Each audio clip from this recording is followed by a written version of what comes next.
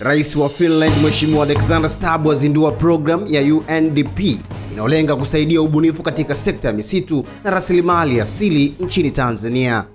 Shirikisho moja lisilo la kiserikali la GHF linaloungwa mkono na Marekani nasema litaanza operation ya kusambaza misaada ya kiutu Gaza.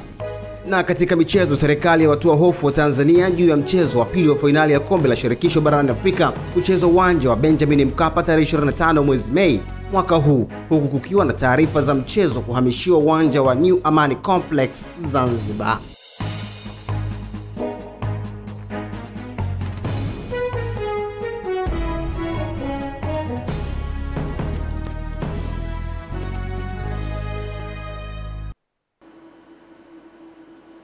Habari ya wakati huu, mtazamaji wa Channel 10, karibu katika taarifa yetu ya habari. Kwa siku ya leo utakuwa nami Beatrice Eric ambaye nitakusomea habari za kitaifa na kimataifa, lakini kwa habari za michezo na burudani utakuwa naye Juma Mohamed, na kwa habari za biashara na uchumi tutajiunga naye Salma Shabani. Lakini hapa niko sambamba na mkalimani wa lugha ya alama Ramla Jab ambaye tutaendelea kuwa naye kuanzia mwanzo mpaka tutakapohitimisha taarifa yetu ya habari. Karibu tuanze na habari za kitaifa.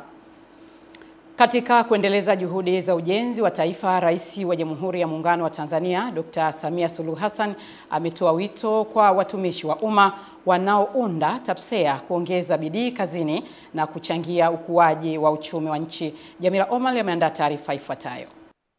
Fanyeni kazi, tukuze uchumi.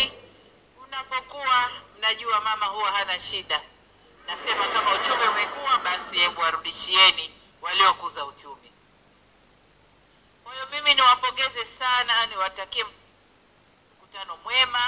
Rai hiyo imetolewa kupitia simu wakati wa ufunguzi wa mkutano mkuu wa 12 wa kitaaluma wa TAPSEA uliofanyika wilayani ya Rumeru mkoani Arusha na kuwashirikisha zaidi ya watumishi wa umma 1500 kutoka mikoa mbalimbali. Makamu wa Rais Dr. Philip Mpango akizungumza kwa niaba ya Rais ameagiza kuwekwa kwa sanduku la siri kwa ajili ya kupokea malalamiko ya waandishi waendesha ofisi wanaokumbwa na manyanyaso au kunyimwa haki kazini.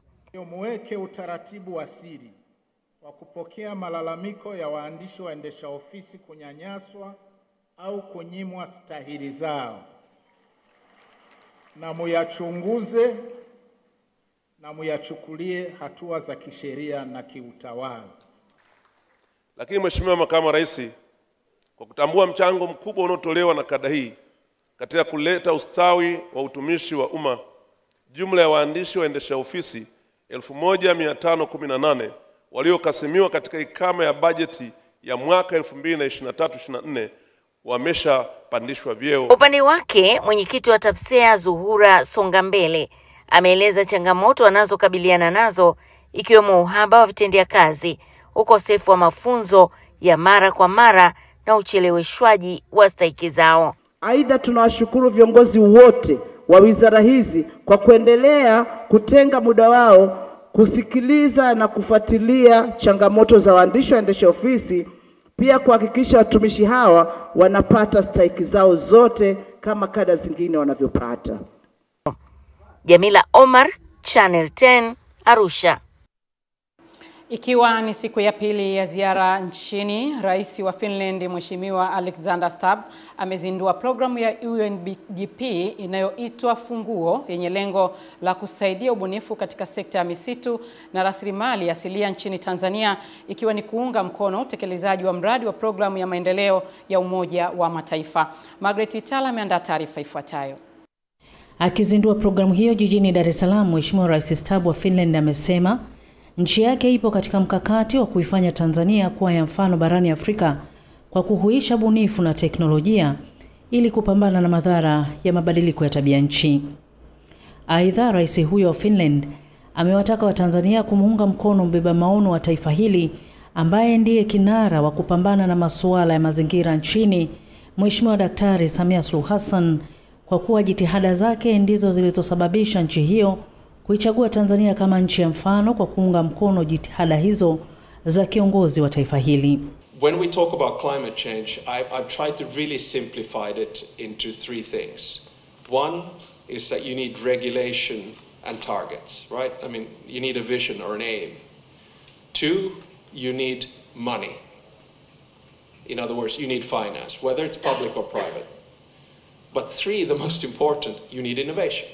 So my point is that, you can't regulate yourself out of the climate crisis. You can't pay yourself out of the climate crisis. You have to innovate. Serikali ya Finland imeamua kujenga ushirikiano na serikali ya Tanzania katika sekta mbalimbali ikiwemo mazingira, misitu na utalii pamoja na mashirika ya maendeleo hapa nchini, ikiwa ni mwendelezo wa utekelezaji wa majukumu yake katika uhusiano wa kidiplomasia baina yake na Tanzania. Kutoka jijini Dar es Salaam, Margaret Itala, Channel 10. Asante Margaret Itara kwa taarifa hiyo. Katibu wa NEC Itikadi, Uenezi na Mafunzo wa Chama cha Mapinduzi CCM Taifa CPA Amos Gabriel Makala amepongeza hatua kubwa ya maendeleo iliyofikiwa na serikali ya awamu ya 6 kwa kuweka mazingira bora ya kibiashara kwa wananchi kutokana na uwepo wa miundombinu ya kisasa ikiwemo reli ya kisasa ya SGR na barabara umewezesha wananchi kufanya shughuli zao kwa ufanisi zaidi kuliko ilivyokuwa awali. Jimmy Mengele anaarifu zaidi. Akiwahutubia wananchi wa wilaya Kilosa katika mkutano wa hadhara, Makala amesema Chama cha Mapinduzi kitasimamia kikamilifu kutatua changamoto zilizobaki ili kuhakikishia maendeleo yanayowafikia wananchi wote kwa kuzigusa sekta mbalimbali, hasa kilimo, biashara na usafirishaji. Utatuzi wa changamoto zenu utafanywa na serikali ya Chama cha Mapinduzi. Sisi Chama cha Mapinduzi tuna wajibu na dhamana ya kuwatumikia Watanzania. Hao wengine hawana bajeti, hawana dhamana wala wajibu wa kuwatumikia Watanzania. Kwa niaba ya chama niwaahidi kwamba changamoto zenu tutaendelea kuzishughulikia. La kwanza, unajua Kilosa zamani ilikuwa inajulikana kwa mambo mabaya. Unaenda Kilosa, wakulima na wafugaji, mafuriko. Uongo kweli? Kwa upande wake, mbunge wa jimbo la Kilosa ambaye pia ni waziri wa habari, utamaduni, sanaa na michezo, Profesa Palamagamba Kabudi amesema kuwa wananchi wa Kilosa wamepata neema kiuchumi kutokana na uwepo wa miundombinu bora, ambapo wamebainisha wananchi kunufaika kutokana na wilaya hiyo kuwa na mzalishaji mkubwa wa vitunguu, tangawizi na mazao ya mboga mboga, na sasa wakulima hao wanaweza kusafirisha mazao yao sokoni kwa haraka na kuingia kwenye ushindani wa kimataifa. Na lengo la kuwa na kituo pale Mkata Station. Inshallah mambo yakienda vizuri, tutakuwa na machinjio makubwa ya kuchinja mifugo, na kwa spidi ya ile train, ina maana nyama ikichinjwa Mkata saa 12 asubuhi, saa 1:10 asubuhi itakuwa Dar es Salaam. Ndani ya dakika 55 itakuwa Dodoma. Hapa Kilosa tayari Dr. Samia Suluhu Hassan ametuletea mabehewa ya barafu kwa ajili ya kubeba mboga. Lakini kwa sababu wananchi wa wilaya ya Kilosa shughuli zao kubwa za kuinua uchumi wao ni shughuli za kilimo na mifugo, Dr. Samia Suluhu Hassan amefanya mabadiliko makubwa katika sekta ya kilimo na mifugo ndani ya wilaya ya Kilosa. Fedha nyingi zimekuja katika sekta ya kilimo, lakini fedha nyingi zimekuja katika sekta ya mifugo. Jimmy Mengele, Channel 10, Kilosa. Wananchi wa kijiji cha Kalema wilayani Chemba mkoani Dodoma wameishukuru serikali kwa kukamilisha miradi ya maji katika maeneo ambayo imetatua changamoto zilizokuwa zikiwakabili awali, ikiwamo migogoro ya ndoa na vitendo vya ukatili walivyokuwa wakitendewa pindi wanapotafuta maji. Leonard Mwacha anaarifu kutoka Dodoma. Wakazi hao ambao walikuwa wakiamka usiku kutafuta maji na kurudi mchana wamesema kwa sasa hali imebadilika baada ya serikali kupitia wakala wa maji na usafi wa mazingira vijijini RUWASA kusogeza huduma ya maji mpaka milangoni mwao. Kwa kweli tunamshukuru Mama Samia, ametutua ndoo kichwani. Zamani tulikuwa tunafuata maji huko visimani, ni mbali na maji yenyewe yalikuwa yanalindwa. Ukija nyumbani unaambiwa urudi huko usiingie hapa ndani. Na wakati ulienda kufuata maji, kwa kweli ilikuwa ni changamoto changamoto kubwa. Kwa sasa hivi tunamshukuru Mama Samia, ametuletea maji, ametusogezea maji. Sasa hivi yani maji ni mwa hamna shida. Kwa hiyo sasa ndoa zilikuwa zinaharibika nyingi sana. Tabu ilikuwa ni kubwa. Sasa unafikiri wewe mke wako anaondoka saa 9 usiku, wewe bado umelala, unafikiria nini? Alafu anakuja saa 6 mchana. Ugali haupo. Unaona? Lazima mpigane. Maji haya si mchezo, yametupunguzia kila kitu shehe. Watu wamejenga nyumba za kisasa sasa hivi, wanafyatua matofali. Napenda kutoa shukrani zangu za dhati kwa Mama Samia kwa kututua ndoo kichwani wakina mama wa wilaya ya Chemba. Tunapochota maji majumbani, unaenda kwenye shughuli zako za ujasiriamali. Ukija maji hapo nyumbani. Ni kitu cha kumshukuru sana Mama Samia. Akibainisha upatikanaji wa maji wilayani Chemba, meneja wa RUWASA amesema kwa sasa zaidi ya vijiji 80 vinapata huduma ya maji safi na salama, huku akieleza jitihada wanazochukua kwa vijiji vilivyosalia. Vijiji 114 tunavyo kwa wilaya nzima ya Chemba, lakini vijiji 88 vina huduma ya maji. Vijiji 26 havina huduma ya maji kabisa, lakini kuna intervention mbalimbali tunazifanya kuhakikisha navyo vinapata huduma ya maji.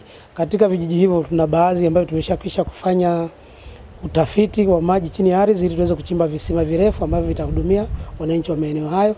Sambamba na hiyo, kupitia programu ya visima 900 vya mama, tuna vijiji 5 vya jimbo, kwa maana kwenye jimbo la Chemba tumeshachimba visima 4 kati ya 5, na hiki kimoja tunaenda kukichimba, na kazi za ujenzi zinaendelea kwa ajili ya maeneo hayo yote. Miradi hii mipya ambayo tumepata, miradi imeongeza kwa kiasi kama cha 8% kwa ajili ya kuhudumia wananchi wetu. Katika hatua nyingine, imeelezwa kuwa ufanisi wa miradi ya maji ya RUWASA imekuwa na ufanisi mkubwa kutokana na wananchi kushirikishwa tangu hatua za awali, ikiwemo uundwaji wa chombo cha usimamizi. Tunawashirikisha kwenye usimamizi na kuendesha mradi unapokamilika. Chombo kinahakikisha kinatoa huduma ya maji kwa jinsi wananchi wanavyotaka na ratiba inavyotengenezwa au inavyoandaliwa. Ufanisi umeongezeka baada ya wananchi kushirikishwa kwenye zana ya utekelezaji wa miradi ya maji, ikiwemo kwenye usimamizi na uendeshaji wa huduma ya maji kupitia kwa wananchi na vile vyombo vya utoaji huduma ya maji ngazi ya jamii. Kutoka Dodoma, Leonard Mwacha, Channel 10. Baraza la madiwani la halmashauri ya wilaya ya Nyang'hwale mkoani Geita limeiomba serikali ya wilaya hiyo kukutana na uongozi wa mgodi wa Barrick ili kujadili namna ya kutatua changamoto ya mitetemo inayodaiwa kuathiri wananchi wa kata ya Mwingilo kutokana na shughuli za ulipuzi wa miamba zinazofanywa na mgodi huo. Mrisho Sadiki anaarifu zaidi. Hoja hiyo imeibuka kwenye kikao cha robo ya 4 cha baraza la madiwani la halmashauri ya wilaya Nyang'hwale cha kuwasilisha taarifa ya utekelezaji kwenye kata zote 15, ambapo baadhi ya madiwani wameiomba serikali kulichukulia swala hilo kwa uzito kwa kuwa limekuwa likiwasilishwa mara kwa mara bila mafanikio. Niombe serikali iweze kufanya mawasiliano na maafisa usalama wa mgodi ili kuhakikisha usalama wa wananchi wa Mwingilo ili wasiweze kuathiriwa na mitetemo hiyo ambayo inatokea katika mgodi wa Mwingilo. Mitetemo inayoendelea kwenye kata ya Mwingilo kwa ujumla. Je, serikali ina mpango gani kwa ajili ya kutatua changamoto ya wananchi wa kata ya Mwingilo? Katibu tawala wa wilaya Nyang'hwale amesema changamoto hiyo imeendelea kufanyiwa kazi, ikiwemo mgodi huo kulipa fidia kwa baadhi ya maeneo, na kwamba iwapo hali hiyo bado inaendelea atawasiliana na mgodi huo pamoja na Wizara ya Madini kuona namna ya utatuzi wake. Lakini kama haya yanaendelea, basi tuseme tunalichukua, tutawasiliana na wenzetu wa mgodi na wizara ili tuone namna sahihi ya kulipa jambo hili. Mwenyekiti wa halmashauri hiyo John Isaac, mbali na mambo mengine, ameipongeza halmashauri hiyo kwa kuendelea kukusanya mapato vizuri na kuifanya halmashauri hiyo kuendelea kupata hati safi. Kwa sababu kupata mapato bila shida inapelekea miradi mingine kukamilika. Lakini leo tunaona vikundi vimetangazwa hapa. Vikundi vyote vimepata fedha. Mpaka vikundi vingine vinajisahau kurejesha marejesho. Shukrani wanasema. Kwa hiyo halmashauri yetu ya Nyang'hwale inasema mapato na inatekeleza majukumu yake kulingana na asilimia hizi mapato ambayo yanavyokuja. Kutoka Nyang'hwale, mimi ni Mrisho. Balozi wa China nchini Tanzania Chen Mingyan amesema serikali ya Jamhuri ya Watu wa China ndio wawakilishi pekee halali wa China kwenye Umoja wa Mataifa na kwamba Jamhuri ya Watu wa China ni miongoni mwa nchi 5 wanachama wa kudumu wa Baraza la Usalama la Umoja wa Mataifa. Hii hapa ni taarifa zaidi. Akizungumza na waandishi wa habari jijini Dar es Salaam, Balozi Mingyan amesema Tanzania na China ni marafiki wa muda mrefu kutokana na waasisi wake kuziunganisha nchi hizo, ambapo ametumia wasaa huo pia kufafanua azimio nambari 2758 la Baraza Kuu la Umoja wa Mataifa. Our founding fathers, such as China Mazuru, the late President Julius Nyerere, forged and fostered the friendship from the beginning and set up a very good road for the traditions and friendship between our two peoples. And of course, one China principle is to call for our mutual political trust, which was adhered seriously and always by both sides. Katika hatua nyingine, Balozi Mingyan amesema Tanzania kupitishwa kwa azimio nambari 2758 la UNGA, nyaraka rasmi za Umoja wa Mataifa zimeitaja Taiwan kama Taiwan mkoa wa Uchina. Ofisi ya masuala ya kisheria ya Umoja wa Mataifa imetoa maoni kadhaa ya wazi ya kisheria ikisisitiza kwamba Umoja wa Mataifa unaichukulia Taiwan kama jimbo la China lisilo na hadhi tofauti. US side clearly stated that the US government recognizes the PRC government as the sole legal government of China and acknowledges the Chinese position that there is but one China and Taiwan is part of China. Since then, every US administration has made clear commitments on Taiwan question, acknowledging that adhering to UNGA Resolution 2758 is an obligation to UN. Saidi Makala, Channel 10. Pikipiki za magurudumu matatu maarufu kama toyo ndogo zinazofanya shughuli mbalimbali jijini Dar es Salaam zinafanya shughuli hizo bila kusajiliwa wala kuwa na vibali vyovyote vya kubeba mizigo na abiria, jambo linalohatarisha usalama wa watumia barabara na kuikosesha serikali mapato. Nelson Munema ameandaa taarifa ifuatayo. Vitoyo hivyo vidogo vimelalamikiwa na wananchi wa sehemu mbalimbali jijini Dar es Salaam kwa kuleta usumbufu katika maeneo ya shughuli za watu kwa sababu ya kukosa maegesho rasmi kwa kuwa havijasajiliwa, huku madereva wake wakiwa hawana leseni. Hata wale wanaoendesha kwanza unakuta hawana leseni, lakini pia hawana weledi wa udereva kwa sababu vile havina usajili wa kutosha. Kwa hiyo tuangalie namna ya kuvisajili. Lakini hizi toyo zimekuwa ni changamoto kubwa kwa sababu wao ndio wanafanya kazi, alafu na mapato hawalipii na toyo hazijasajiliwa. Kwamba zinakuwa tu zipo mtaani na hazijasajiliwa, dereva hana leseni. Lakini je, nani mmiliki wa vyombo hivyo? Anayevimiliki hivi vinani bwana, tunashindwa kuvielewa. Watu washavitoa mikataba wengi, ndio maana vinazidi kujaa. Nao vijana wadogo wanaoendesha toyo hizo wamekiri kukosa leseni, huku wakitakiwa kupeleka shilingi 12,000 kwa siku kwa mmiliki kwa mujibu wa mkataba wao. Kuna mkataba, kuna hesabu. Unaamua peleke mkataba au peleke hesabu. Ila mimi napeleka hesabu. Hazina. Hapa nimejifunza hapa. Kama ajali. Hivyo tunasave. Pia usajili ni bora kwa sababu vikiwa na lesson itakuwa vizuri zaidi. Kwa sababu nyanyaso wa barabarani hatutopata tena. Alafu havijawekewa masharti kwa visiendeshwe. Ndio maana najiamini kuendesha.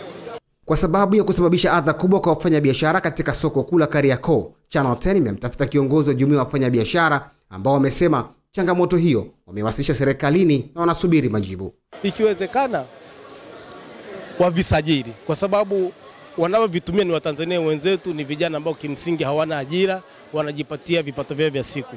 Nilikuwa nafikiria kwamba wavisajili. Wakisha visajili kwa maana ya kuvitambua, wavitengee eneo. Kwa mfano kule Mnazi Mmoja kwa maana ya Ntogoro pale kuna eneo kubwa sana, wavisajili, wavipange pale. Channel 10 imegonga hodi kwa mkuu wa wilaya Ilala Edward Mpogolo ambaye ameeleza hatua ambazo serikali imechukua ili kutatua changamoto hiyo. Tunaenda kushirikiana na taasisi zote pamoja na wadau wenyewe na wale wanaoviingiza au wale wanavyoviunganisha hapa Tanzania. Tuone nini tunakwenda kukifanya kwa ajili ya kuona kwamba vitu hivi viwe vitambulike sasa kisheria, hata maeneo wanayoegesha yatambulike pia kisheria, na wale wanaoendesha waweze kufanya shughuli hizo kwa mujibu wa sheria na taratibu. Kutoka Dar es Salaam, Nelson Munema, Channel 10.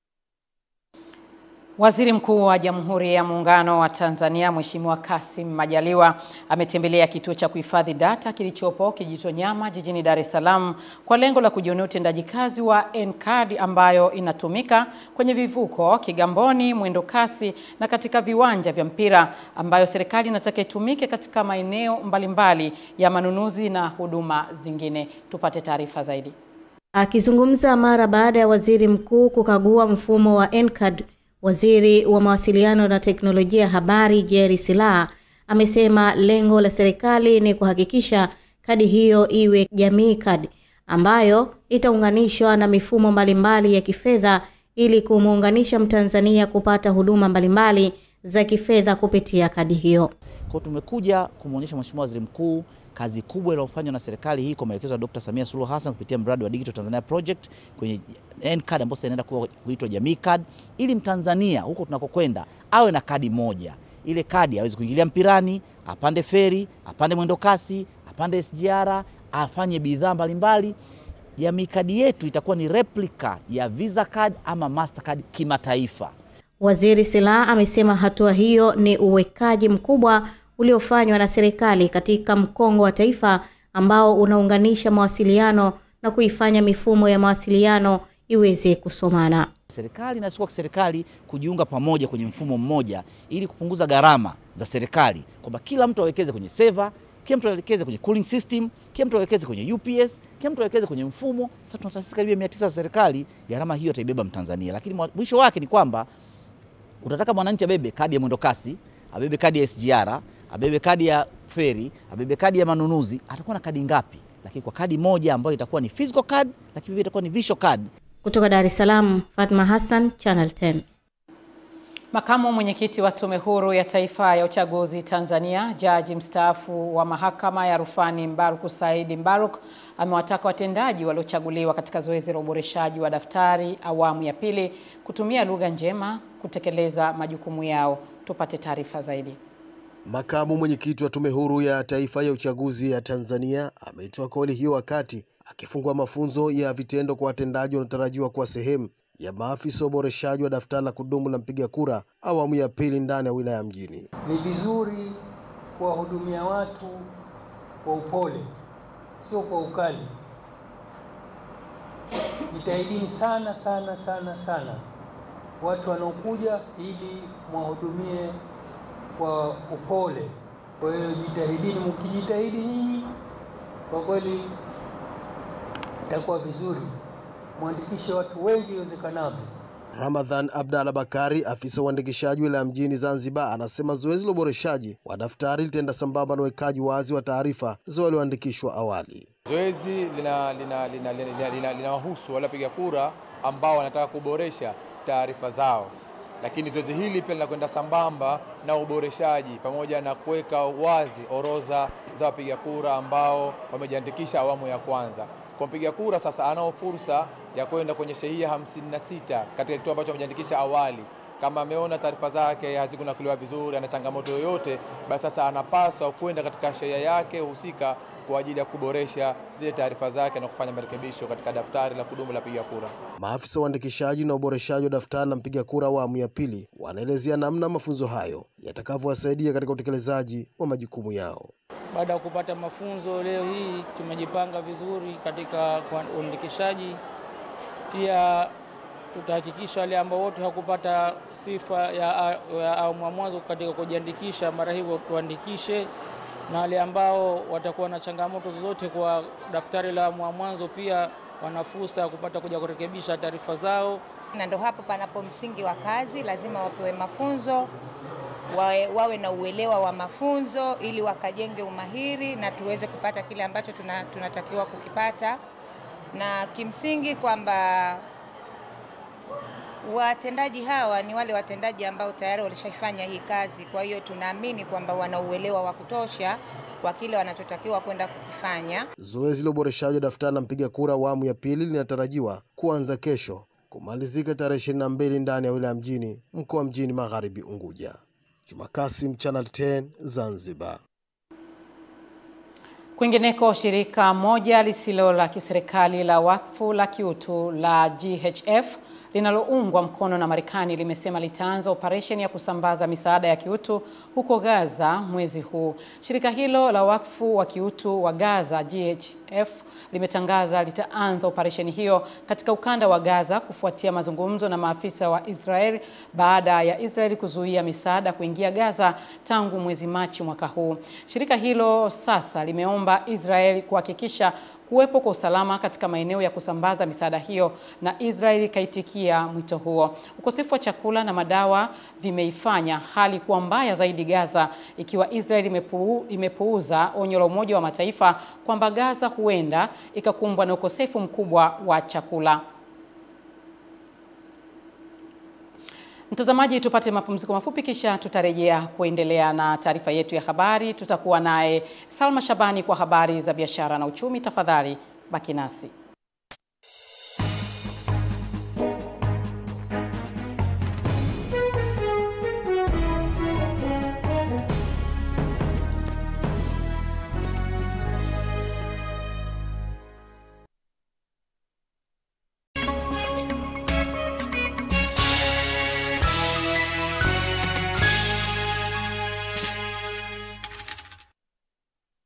Endelea na taarifa yetu ya habari, na sasa ni wakati wa habari za biashara na uchumi. Tujiunge naye Salma Shaban. Karibu Salma Shaban kwa habari za biashara na uchumi.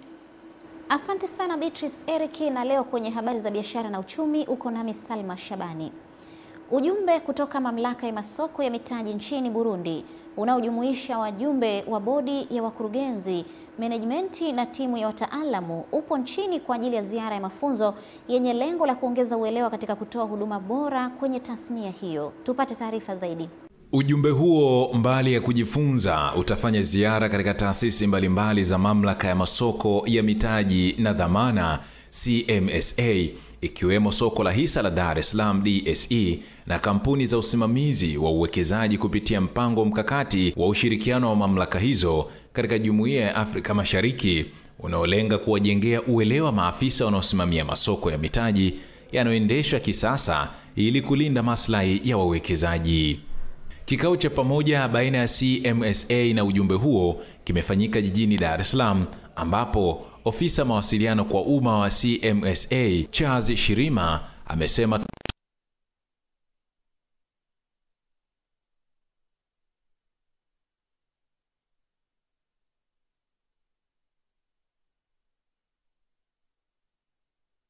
Asante sana Beatrice Eric, na leo kwenye habari za biashara na uchumi uko nami Salma Shabani. Ujumbe kutoka mamlaka ya masoko ya mitaji nchini Burundi unaojumuisha wajumbe wa bodi ya wakurugenzi, management na timu ya wataalamu upo nchini kwa ajili ya ziara ya mafunzo yenye lengo la kuongeza uelewa katika kutoa huduma bora kwenye tasnia hiyo. Tupate taarifa zaidi. Ujumbe huo mbali ya kujifunza utafanya ziara katika taasisi mbalimbali za mamlaka ya masoko ya mitaji na dhamana CMSA, ikiwemo soko la hisa la Dar es Salaam DSE na kampuni za usimamizi wa uwekezaji kupitia mpango mkakati wa ushirikiano wa mamlaka hizo katika Jumuiya ya Afrika Mashariki unaolenga kuwajengea uelewa maafisa wanaosimamia masoko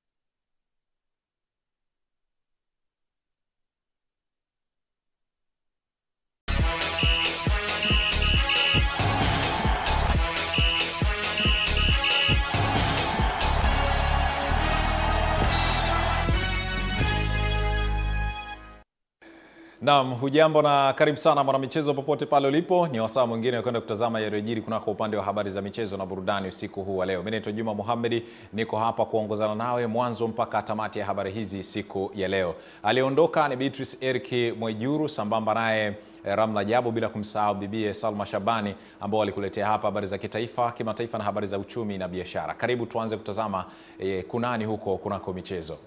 Serikali kupitia kwa msemaji mkuu wa serikali ambaye pia ni katibu mkuu wa Wizara ya Habari, Utamaduni, Sanaa na Michezo, Gerson Msigwa, imewatoa hofu mashabiki wa soka nchini juu ya hatima ya mchezo wa fainali ya Kombe la Shirikisho barani Afrika mzunguko wa pili unaotarajiwa kuchezwa mnamo tarehe 25 mwezi huu katika uwanja wa Benjamin Mkapa. Tupate taarifa zaidi.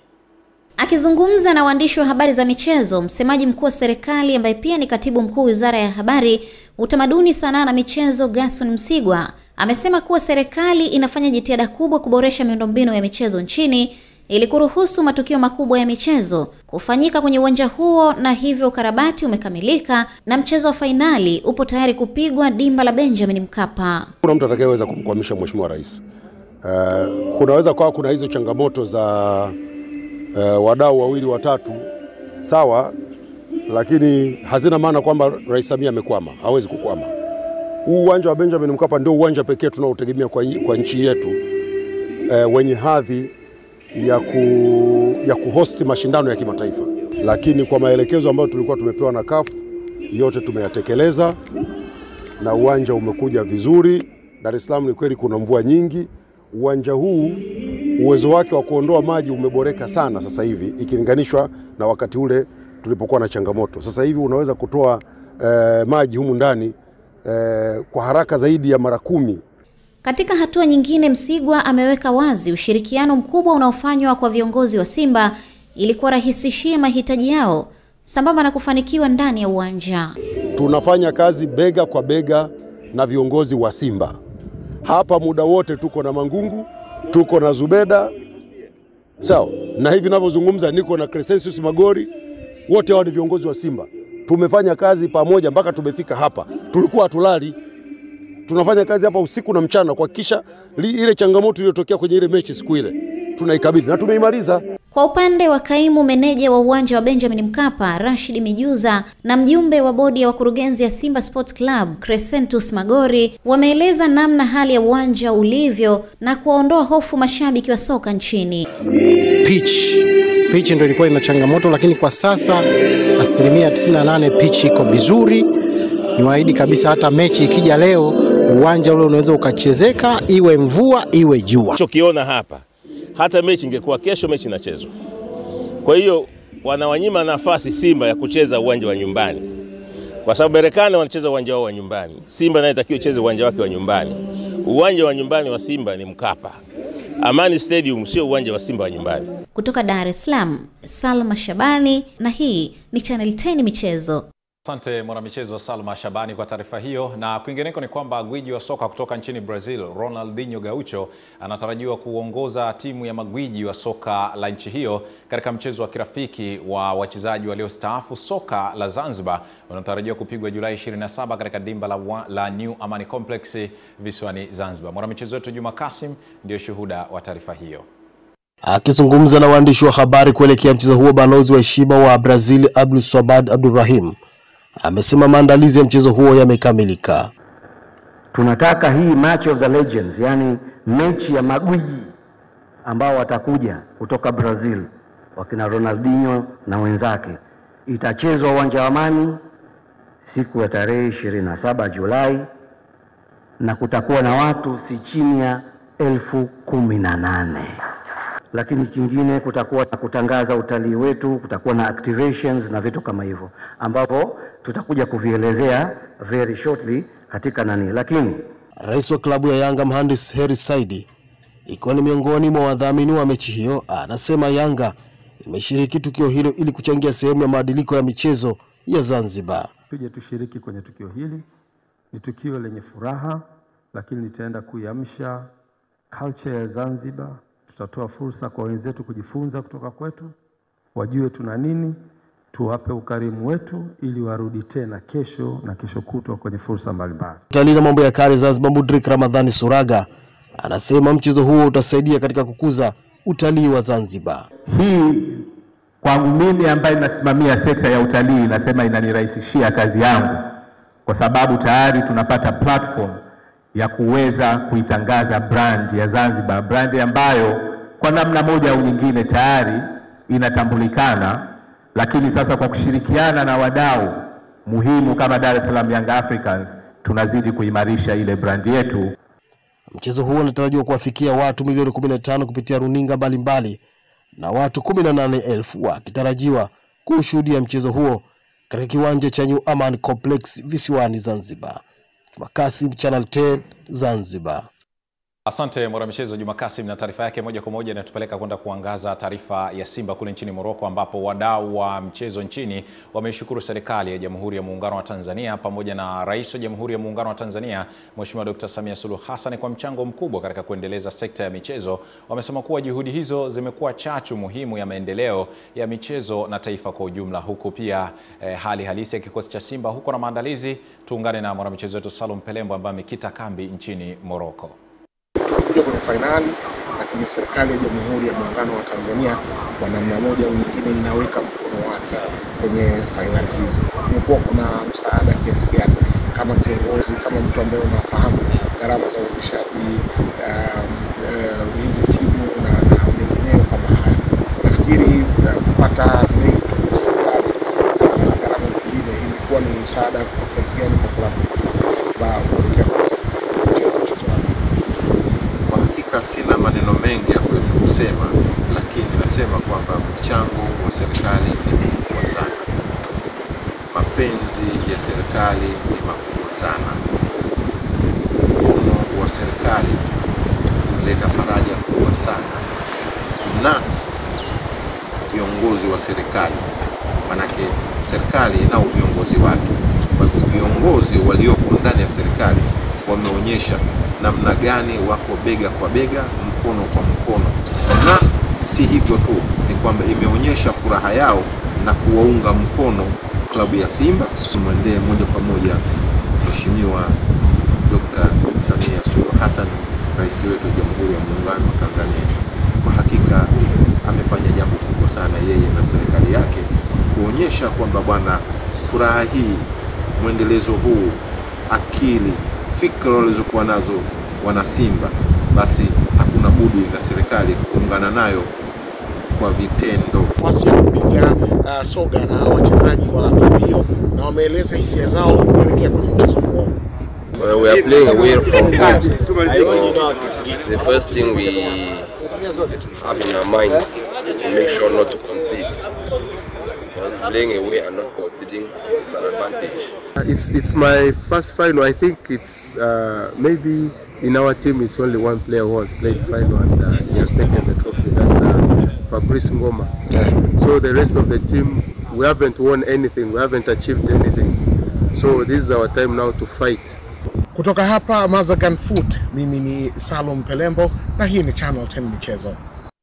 Asante sana mwanamichezo Salum Pelembo kutoka huko nchini Morocco, na niombe radhi kwa baadhi ya sauti kutosikika vizuri kutokana na changamoto ya upepo mkubwa. Tutakuja kupata update zaidi kutoka kwa Salum Pelembo. Kwingineko ni kwamba kutokana na ongezeko kubwa la ujenzi wa viwanja vingi vya michezo nchini, imeelezwa kuwa ni fursa kubwa kwa wawekezaji wa ndani ambao wamekuwa kipaumbele katika uwekaji na uendelezaji wa huduma mbalimbali za kisasa, ikiwemo huduma za kitehama upande wa LED screen za kisasa. Haya yameelezwa na mmoja wa wadau wa TEHAMA kwenye mchezo, ambayo ameweka wazi uwepo na ujenzi unaoendelea kwa miundombinu ya viwanja nchini kuwa ni fursa kubwa kwao kufanya kazi, huku akitoa wito kwa taasisi binafsi za kiserikali, taasisi binafsi na za kiserikali kuwaamini wawekezaji wazawa. Tupate nafasi ya kumsikiliza na kumtazama.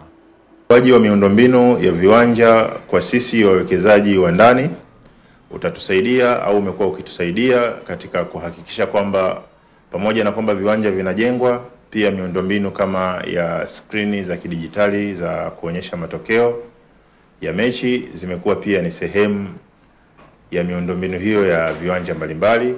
Tunatoa wito kwa wadau mbalimbali, hasa katika viwanja vya Uhuru ambao ni uwanja wa kihistoria kwa nchi yetu, lakini pia kuna uwanja wa Jenerali Samuyo ambao pia na wenyewe tumeona ukifanywa ukarabati ili kuelekea kwenye maandalizi ya Chani na Afcon mwakani.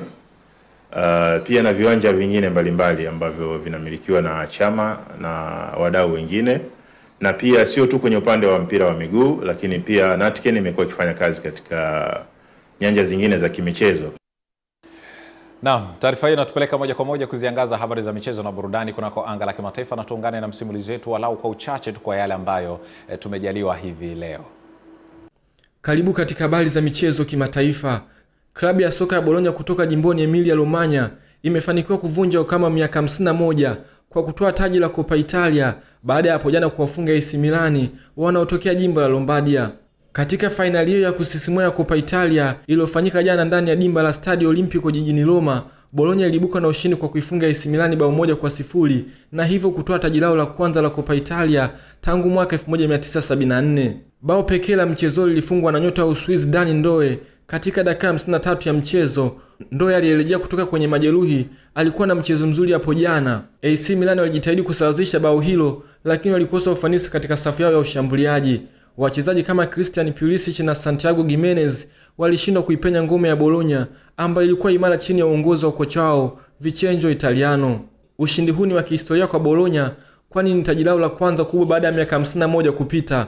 Klabu hiyo inayomilikiwa na Mkanada Joey Saputo imekuwa ikijitahidi kurejea kwenye mafanikio makubwa ya soka, na ushindi huu ni hatua kubwa kuelekea malengo hayo. Kwa upande wa AC Milan, kichapo hiki ni pigo kubwa kwa msimu huu na kinaongeza shinikizo kwa kocha wao Sergio Conceição ambaye sasa anakabiliwa na kazi nzito ya kuhakikisha timu hiyo inamaliza msimu kwa mafanikio katika ligi na michuano mingine. Kwa ushindi huu, Bologna imejihakikishia nafasi ya kushiriki katika michuano ya Ulaya msimu ujao, na mashabiki wao wana kila sababu ya kusherehekea mafanikio haya ya kihistoria yaliyoasisiwa na rais wa zamani wa timu hiyo Renato Dalla Ala. Waitaliano wanasema kila dula la vince, yani anayevumilia hushinda. Bologna wamepanga kufanya sherehe kubwa kwenye mitaa yao baada ya ushindi huu wa kihistoria. Eden Bahati, Channel 10 michezo kimataifa. Naam, asante sana mwanamichezo Eden Bahati aka mtoto mdogo kukutuhadithi habari za michezo na burudani kimataifa. Mimi naitwa Juma Mohamed, kaa tayari kwa ajili ya muktasari wa habari. Kisha tarejea hapa Beatrice Eric Mwaijuru sambamba na Ramla Jabu kuja kuhitimisha habari usiku wa leo. Nikutakia utazamaji mwema kutoka hapa Channel 10, kilicho bora kabisa. Rais wa Finland Mheshimiwa Alexander Stubb azindua program ya UNDP inayolenga kusaidia ubunifu katika sekta ya misitu na rasilimali asili nchini Tanzania. Shirikisho moja lisilo la kiserikali la GHF linaloungwa mkono na Marekani nasema litaanza operation ya kusambaza misaada ya kiutu Gaza. Na katika michezo, serikali yawatoa hofu wa Tanzania juu ya mchezo wa pili wa fainali ya kombe la shirikisho barani Afrika kuchezwa uwanja wa Benjamin Mkapa tarehe 25 mwezi Mei mwaka huu, huku kukiwa na taarifa za mchezo kuhamishiwa uwanja wa New Amani Complex Zanzibar.